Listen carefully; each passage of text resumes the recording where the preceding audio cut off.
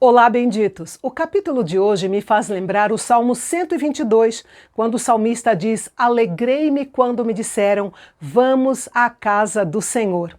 É um capítulo de festa e de muita alegria na presença de Deus. Vamos conferir? Então, vem comigo!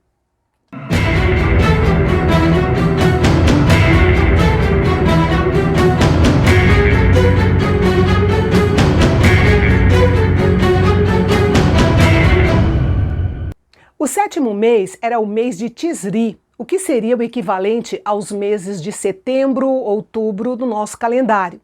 Esse era um mês muito importante no calendário espiritual de Israel, quando eles celebravam o Dia da Expiação, seguido pela Festa dos Tabernáculos, que celebrava o Êxodo, ou a saída do Egito. Então, no primeiro ano do retorno, o povo realizou a sua primeira peregrinação para Jerusalém. Este foi um ato de obediência dos exilados que retornaram. Em uma época de poucos recursos e grande trabalho a ser feito, eles dedicaram tempo e dinheiro para observar o mandamento de se reunir em Jerusalém. Mas antes da reconstrução do templo, era necessário reconstruir o altar destruído, para que os sacrifícios pudessem ser retomados. Afinal, a adoração ao Senhor era mais importante do que o templo em que seria celebrado. A centralidade do altar era essencial para eles, assim como a cruz é para nós cristãos da Nova Aliança. Por isso, eles começaram pela reconstrução do altar, que era algo que eles podiam fazer com uma certa rapidez e facilidade. O altar tinha um grande significado espiritual. Basicamente, era onde o pecado era tratado e onde o homem comum se encontrava com Deus, porque no templo apenas os sacerdotes entravam, lembra? O altar era uma sábia prioridade espiritual, mostrando que eles compreendiam sua necessidade de expiar seus pecados e realizar atos de dedicação a Deus, como os holocaustos da manhã e da tarde, por exemplo, conforme estava escrito na lei do Senhor. A restauração do altar significava perdão para o passado e uma consagração renovada para o futuro.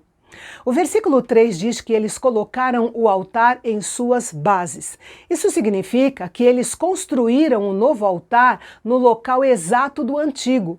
Dos escombros do templo e dos seus pátios destruídos, o altar foi reedificado e agora estava pronto para receber os sacrifícios do povo. Note que não pode haver templo sem altar, mas pode haver altar sem templo. Deus encontra os homens no lugar do sacrifício, mesmo que não haja uma casa para o seu nome. Afinal, o maior interesse de Deus não é nos aparatos externos, mas sim no coração. Ao reerguer o altar do Senhor, eles anunciaram formalmente aos povos vizinhos sua intenção também de reconstruir o templo. Eles sabiam que isso os colocava em intenso perigo por todos os lados, porque as nações à sua volta não estavam nada satisfeitas com a volta deles à terra de Judá. E então eles celebraram a festa dos tabernáculos. Era uma festa grande e alegre, onde era relembrada a fidelidade de Deus para com seu povo durante a sua jornada no deserto do Egito até a terra prometida. A próxima tarefa seria reconstruir o templo. Para isso, eles contrataram os homens de Tiro e de Sidom para trazerem madeira de cedro, que era a melhor madeira que havia para a reconstrução do templo do Senhor. Embora tivesse muito menos recurso do que Salomão, eles contavam com o apoio financeiro do tesouro real dado por Ciro, o rei da Pérsia. Quando completou 2 anos que eles haviam voltado do cativeiro, os edificadores lançaram os alicerces do templo do Senhor. Nesse dia, se desenrolou uma cena memorável. Os sacerdotes estavam vestidos com seus trajes cerimoniais e os levitas com os símbolos. Todos estavam prontos para louvar ao Senhor com instrumentos e cânticos.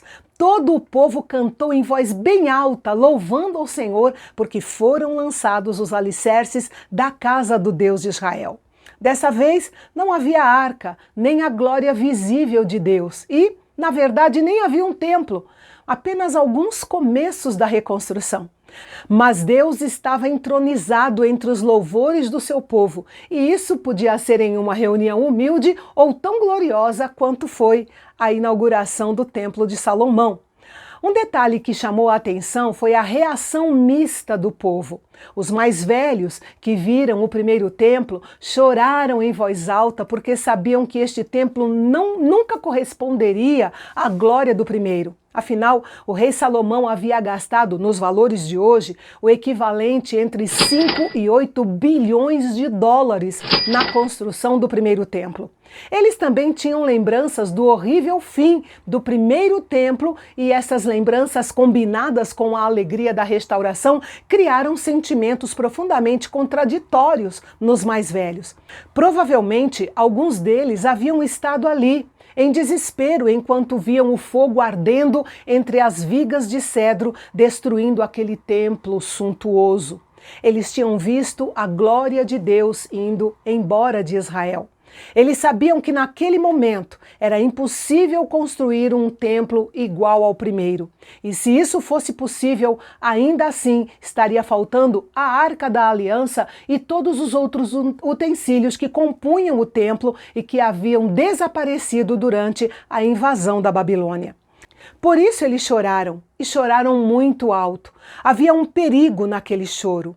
O olhar para trás, que desconsidera a ação atual, é sempre um perigo. Arrependimentos do passado que paralisam o trabalho no presente são sempre errados.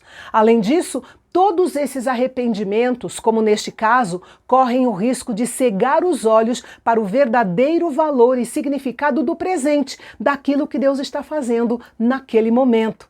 Foi necessário que Deus usasse os profetas Ageu e Zacarias para advertir o povo a não desprezar aquele templo por causa da sua simplicidade. Mas em contrapartida, os mais jovens gritavam de alegria. Eles não se lembravam do templo anterior e por isso sentiram muita alegria ao verem este importante passo na restauração do templo e da adoração ao Senhor. Sem dúvida, não podemos ignorar o passado, mas o passado deve servir de leme para nos guiar e não de âncora para nos prender. O povo de Deus é uma família dinâmica. É tudo uma questão de equilíbrio entre o velho e o novo, entre o passado e o presente. O mais importante é que os irmãos vivam em união.